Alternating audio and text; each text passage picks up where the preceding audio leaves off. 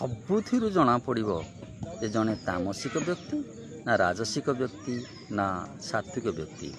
For example, ମନେକର ଆପଣ ସକାଳ ଟିକେ ଲେଟ୍ରେ ଉଠିଲେ, 8ଟାରେ ଉଠିଲେ, ଫୋନ୍ କଲ୍ ଆସିଲା।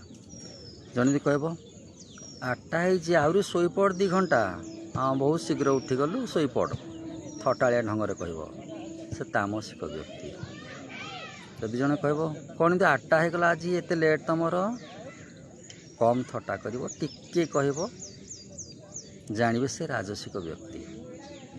ସାତ୍ଵିକ ବ୍ୟକ୍ତି ହଉ ଠିକ୍ ଅଛି, ଆପଣଙ୍କ ଦେହ ଭଲ ନଥିଲା ବୋଧେ, ଆଉ କ'ଣ ଲେଟ୍ ହେଇଗଲା, କିଛି ନାହିଁ, ଆପଣ ଫ୍ରେଶ୍ ହୁଅନ୍ତୁ ତାପରେ କଥା ହେବା।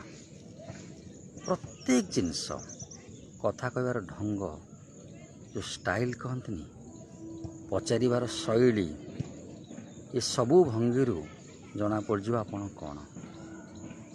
ଯାହା ଦେଖୁଛନ୍ତି 3 ପ୍ରକାର।